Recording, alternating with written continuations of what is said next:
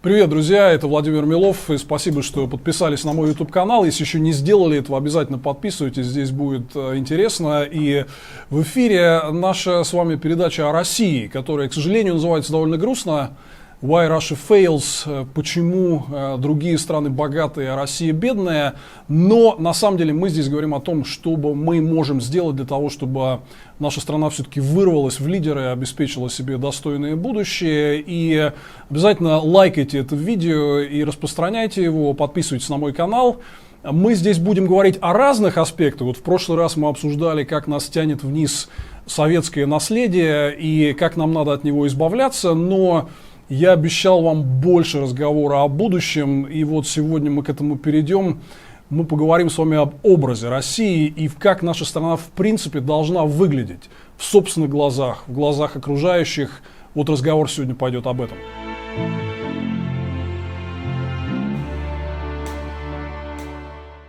И знаете, откуда вот у меня эта тема возникла? На самом деле, довольно случайно я шел по Старому Арбату и зашел в сувенирный магазин. Там много сувенирных, которые в основном предназначены для иностранцев, ну, потому что мы-то живем, вот я 40 лет в Москве почти живу, да, и как бы мне нет смысла покупать все эти сувениры с Кремлем, я это все 100 раз видел.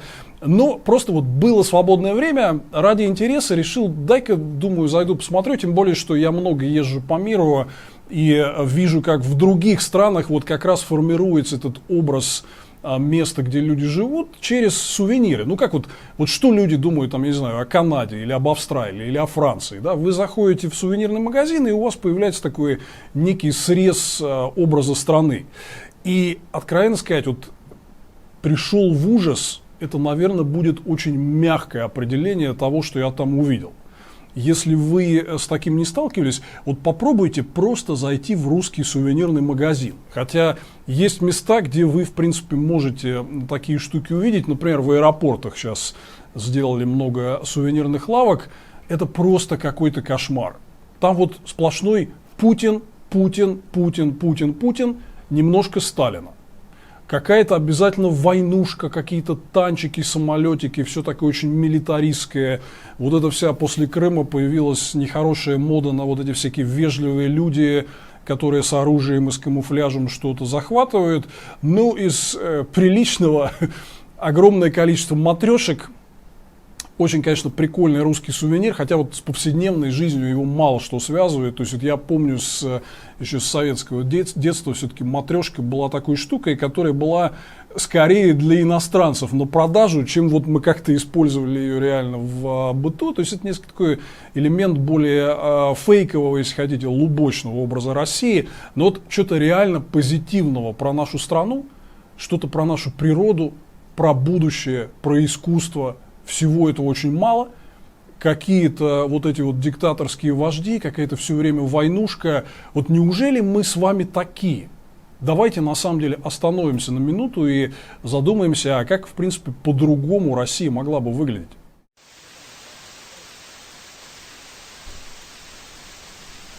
Вот, кстати, на тему того, чем гордятся жители нашей страны, как они вообще видят и представляют себе образ России, был очень интересный опрос общественного мнения, который в прошлом году опубликовал Левада-центр про национальную гордость россиян. Очень интересно, я хотел его с вами разобрать, потому что, в принципе, представление россиян о том, что у нас в государстве хорошо, а что не очень, очень выпукло оттуда видны. И картина, откровенно говоря, не менее ужасающая, чем вот в этом сувенирном магазине на Арбате, о котором я вам рассказывал. Вот просто если посмотреть на эти пару графиков, то первое впечатление, мы сейчас чуть подробнее это все разберем, но первое впечатление состоит в том, что главное, чем есть повод гордиться у россиян, это наше, к сожалению, прошлое, некая наша история, плюс огромная территория нашей страны, которая, на самом деле, я хочу вам раскрыть секрет, она на бумаге очень большая, но если из территории России вычесть 10 очень мало заселенных, прежде всего, арктических регионов, где, давайте откровенно говорить, почти никто не живет, то остальная территория страны там будет, например, меньше Бразилии. Да, и вообще довольно умеренная по мировым меркам, ну там в десятку крупнейших стран по территории мы войдем, а дальше начинается вот, ну, то, что некоторые говорят, там, типа Дания плюс Гренландия. Вот с Гренландией у Дании, конечно, площадь огромная, Но если Гренландию вычесть, там на карте все это гораздо сложнее разглядеть. Вот несколько слов об истории. Вот вы видите, что на этих графиках, конечно, главное, чем гордятся русские люди, ну, понятное дело, это победа в Великой Отечественной войне. Но в целом, вот наша история, русская история, это очень интересная вещь. Кстати говоря, важно ее изучать и разбираться в ней, как на самом деле там все происходило, а не как нам рассказывает свою версию периодически меняющаяся диктаторская власть.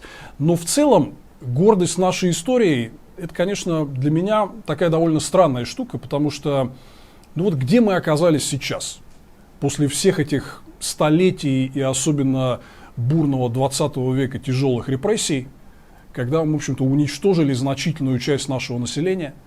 Одна гражданская война, которая случилась после большевистской революции, чего стоит, там погибло 10 миллионов человек. Кстати, запомните эту цифру, мало кто это знает. 10 миллионов человек погибло в братоубийственной гражданской войне, развязанной большевиками. Так вот, вся эта история, где мы убили миллионы своих соотечественников, отбросили далеко назад наше развитие и очень сильно отстали от развитых стран, вот куда она нас привела? Что мы, как и говорили в прошлых передачах, болтаемся где-то на 40-х позициях в международных рейтингах конкурентоспособности или человеческого развития. Вот стоило ли это все таких жертв? Эта история, конечно, очень интересная, но если там много такого, чем надо реально гордиться, и почему вот в ответах на вопрос о том, чем гордятся россияне, так мало будущего, почему там нет наших прекрасных детей, почему мы не говорим о том, что нас ждет и каких высот мы достигнем в обозримом будущем и станем самой привлекательной, самой интересной, самой богатой и конкурентоспособной страной мира. Вместо этого люди в основном гордятся прошлым и территорией. Мне кажется, что нам нужно как-то немножко перечеркнуть вот этот вот сложившийся такой милитаристский, почвенный, исторический образ и как-то больше подумать о будущем.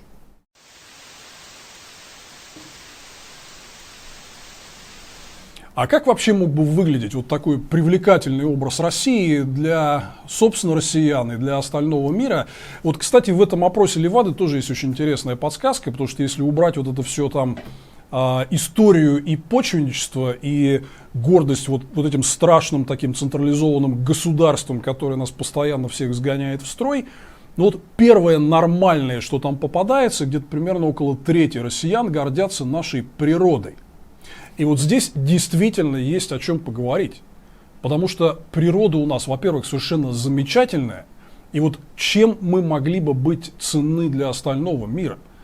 Мы могли бы быть просто самым крупным в мире заповедником по консервации вот этого замечательного природного наследия, которое нам досталось и которое мы не просто не используем в полезных целях, а нещадно эксплуатируем, постоянно разрушаем вот этой варварской индустриализации, примитивной индустриализации там, начала и середины 20 века.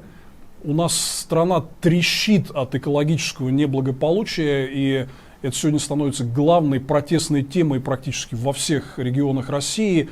Плохая экология, которая, по сути, убивает здоровье россиян. Вместе с этим у нас прекрасная природа. Мы могли быть главным заповедником планеты. Вы знаете, какие у нас есть штуки? Вот я уверен, что многие из наших зрителей просто даже не знают о том, какие замечательные места в России есть. Вот что вы сейчас увидите на экране, например. Это небольшой каньон в Аризоне. Это так называемое плато Путарана. Ищите, где оно находится. Позор, честно говоря, то, что многие люди это не знают. Одно из красивейших мест на планете. Вот я уверен, что многие из вас, когда увидели эту картинку, приняли это за Большой каньон. Так вот, знаете, сколько Аризона делает в год денег на туризме на Большой каньон? Вы будете шокированы этой цифрой. 1 миллиард долларов. Только на то, что туристы приезжают, бродят там, что-то фоткаются и так далее. 1 миллиард долларов. На наше плато Путарана поди доберись. У нас есть такие красоты в стране, которые, вот еще раз, когда люди видят картинки, они просто не верят в то, что это Россия. Ну правильно, потому что туда не попадешь. Вот мне один знакомый чиновник, с недавних времени уже бывший, рассказывал историю, как он летал. Говорит, знаешь, я куда летал? С такими расширенными зрачками, рассказывает мне, захлебываясь от восторга. Я летал на Командорские острова.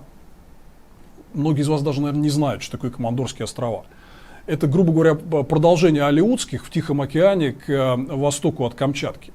Это закрытая территория, туда хрен попадешь, там стоит какая-то никому не нужная военная часть, но зато все из этого запечатано, разрешение дает ФСБ, и летать туда нельзя. Ну, посмотрите, какая там красота. Можно было сделать из этого международную туристическую Мекку, это круче Исландии выглядит. И просто из ничего, например, зарабатывать на этом деньги. Не на разрушении природы, а просто на том, что люди со всего мира хотели бы, конечно же, такую штуку увидеть.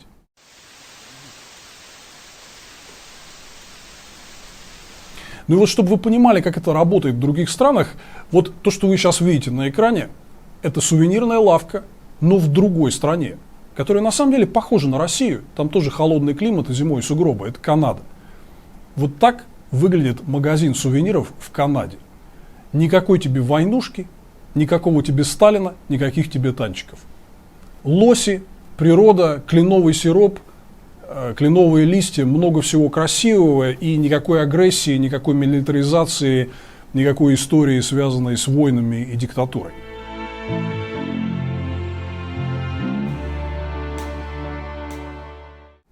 Вот мы могли бы выглядеть так же.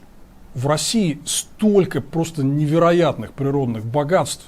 Калининград и Куршская коса, Эльбрус, Байкал, Алтай, Коми. В общем, я просто замучаюсь здесь перечислять все замечательное и прекрасное, что российская природа нам дала. Не зря природа и русские люди гордятся гораздо больше, чем чем-то другим, да? Ну так давайте это использовать на пользу. Вот мы на этом можем в том числе заработать больше денег, чем на примитивном варварском уничтожении и эксплуатации природы, развивая там примитивные индустриальные технологии прошлого века. К сожалению, наша экономика сегодня построена на этом. Давайте брать пример с развитых стран, ценить то богатство, что у нас есть, и вот с этого, мне кажется, в частности, можно начать строить прекрасный образ будущей России.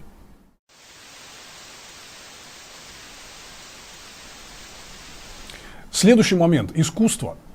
Россия в этом смысле просто кладезь невероятных богатств. Вот, например, рейтинг 50 самых великих классических композиторов всех времен и народов, составленный журналом Classical Music. На самом деле, что они сделали?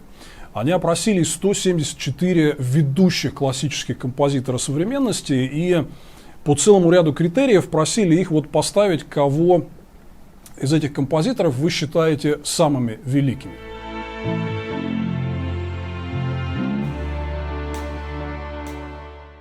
И что вы думаете? В этом рейтинге 50 самых великих композиторов всех времен и народов 5 россиян. То есть из 55 это 10%. Например, в объеме мирового ВВП, в мировой экономике Россия занимает только 2%. А среди самых великих композиторов в области классической музыки аж целых 10%. Вот назовете ли вы сходу эти фамилии? Ну, на самом деле, я не буду вас долго томить. Это Стравинский, Шостакович, Чайковский, Прокофьев и Рахманинов.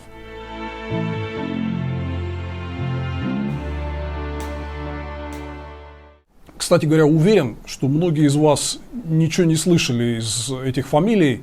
Слушали Стравинского или нет? Отвечайте прям как на духу. На самом деле, конечно, я понимаю, что особенно молодежь любит больше музыку другого плана, но в мире огромное количество поклонников вот этой музыки. Я могу, кстати, рассказать вам такую забавную историю. Я в 2001 году, многие из вас еще в детский сад ходили в этот момент или были даже чуть моложе, да, но в 2001 году я ходил в Москве на единственный в нашей истории концерт такой очень известной британской рок-группы Yes. Это один из лидеров прогрессивного арт-рока. Тоже, в общем, музыка для людей постарше, но Yes — это одна из самых авторитетных и влиятельных рок-групп в мировой истории. И вот ее вокалист Джон Андерсон, они там в основном исполняли свои композиции, он мало говорил, но в один момент он там прям вышел вперед на сцену и говорит: я, говорит, в шоке, потому что мы играем в зале, где стоял Игорь Стравинский. На самом деле Стравинский является одним, кстати говоря, из очень серьезных авторитетов для лидеров мировой рок-музыки. Он очень популярен среди, собственно, музыкантов, его много слушают, и вот он дает как раз очень многим вдохновение и основу для написания музыки более современной. Ну, Джон Андерсон немножко ошибся, потому что они играли в Кремлевском дворце съездов, который был построен при Никите Сергеевиче Хрущеве в 1962 году. Конечно, никакой Стравинский там не стоял, Стравинский давно уехал из России на тот момент. Но, тем не менее, это просто вот один из эпизодов, который иллюстрирует, насколько Россия известна в мире вот не своими танками. Я дико извиняюсь, но танков и Сталина в мире не очень любят.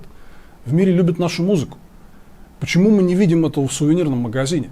Вот посмотрите, например, как выглядит сувенирный магазин в австрийском Зальцбурге, который, поверьте, привлекает больше людей и больше туристов, к сожалению, чем наши города. Там тоже никаких танчиков нет. Там один сплошной Моцарт. Вот так выглядит Моцарт-плац в Зальцбурге. Самая приятная, красивая и крутая площадь. Там не Владимир Ильич Ленин стоит, который ручкой нас куда-то не туда показывает, да? А там стоит Вольфганг Амадей Моцарт. И вот австрийцы гордятся этим, и их за это любят. Вену любят за Штрауса, Зальцбург за Моцарта. Любят ли нас за Сталина, Ивана Грозного, Путина и танки? Ну, это скорее такой риторический вопрос.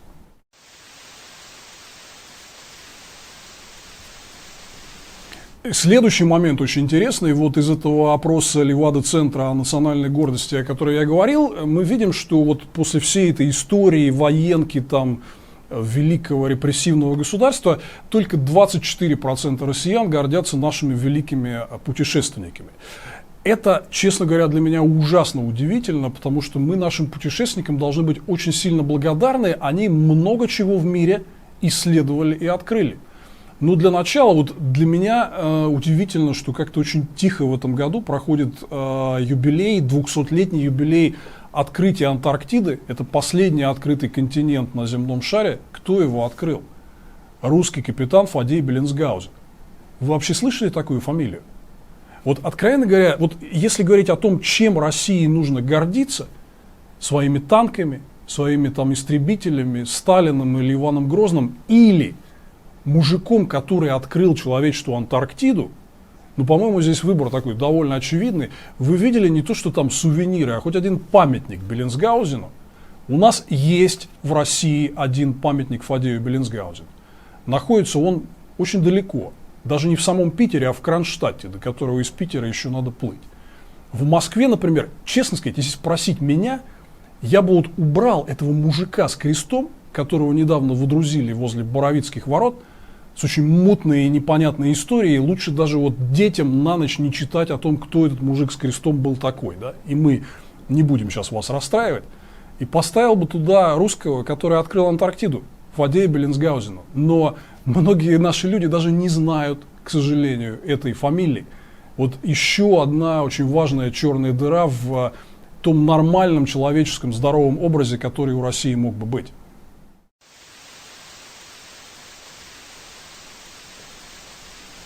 Ну окей, вот есть одна вещь, которая действительно нас всех объединяет, и тот же самый опрос Левада-центра показывает, что очень многие россияне, примерно половина, гордится нашими достижениями в области космоса. Здесь России действительно есть чем гордиться. Но используем ли мы эти достижения для того, чтобы вот внести их в качестве вклада в какой-то привлекательный современный образ России? Вот мне запомнился фейсбучный недавний пост одного моего друга Петра Милованова, который очень интересуется космосом. Недавно, например, он ездил на Байконур.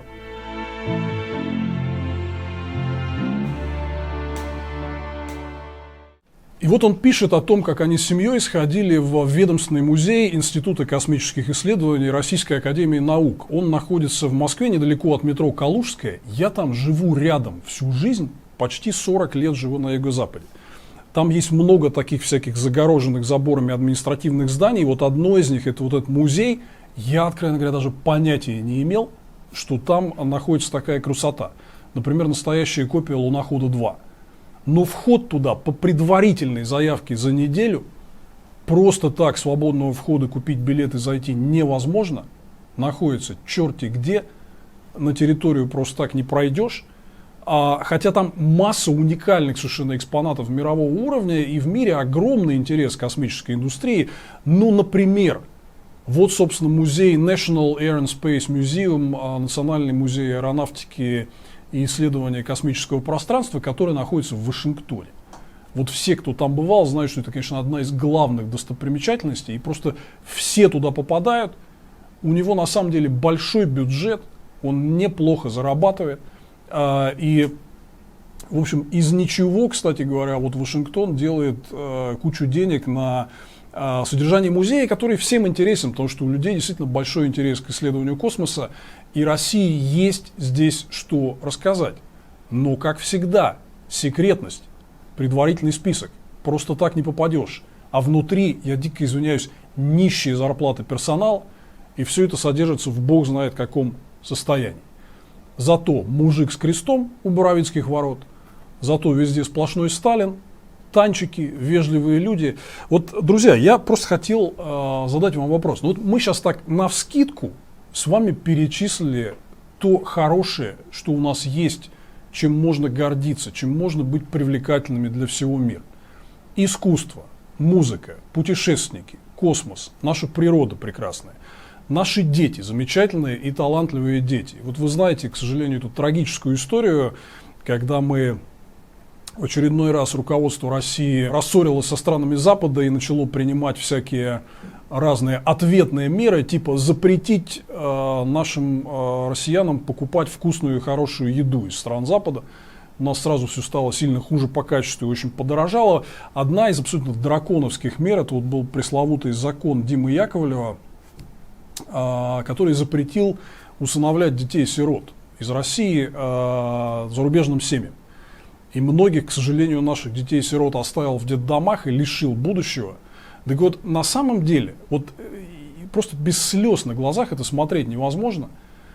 Это один из тех эпизодов, который показывает, как в мире на самом деле любят Россию. Вот что бы мы ни слышали из вот этих ядовитых пропагандистских экранов телевизора, как приезжают бездетные семьи, они приезжают сюда, потому что они хотят усыновить русских детей, потому что они хорошо относятся к нашей стране. И наши дети, наше будущее поколение, это, вот, возможно, главное, чем нам стоит гордиться. Оно лучше нас, умнее нас, яркое, талантливое. Но где вы видите детей в списке того, чем русские гордятся? Где вы видите, например, в попытках создать образ России или просто даже в обычной сувенирной лавке, где вы видите что-то для детей или про детей? Ничего этого нет. У нас опять в основном войнушка.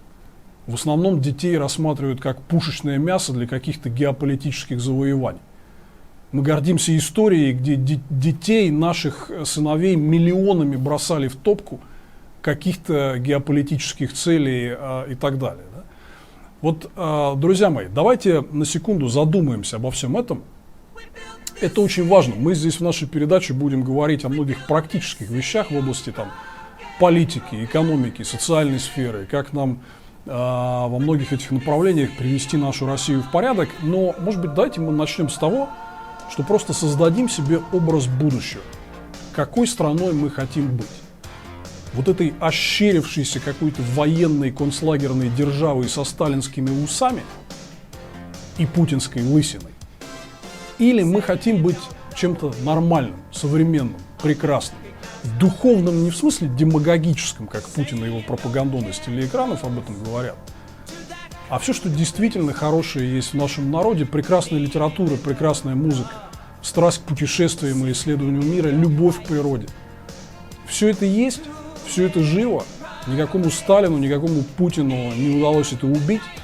Давайте вот сбережем это и сделаем это основой нашего будущего. И когда мы будем говорить о каких-то практических вещах, которые нам надо поменять, улучшить и реформировать в нашей стране, давайте держать в голове вот этот прекрасный, светлый образ будущего, который может быть у нас. Мы можем и должны вырваться вот из этого концлагерного мышления с колючей проволокой, танчиками и истребителями.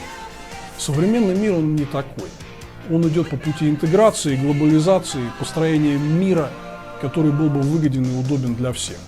Давайте станем органичной его частью, станем приятной страной для жизни, для всех россиян и для окружающего мира.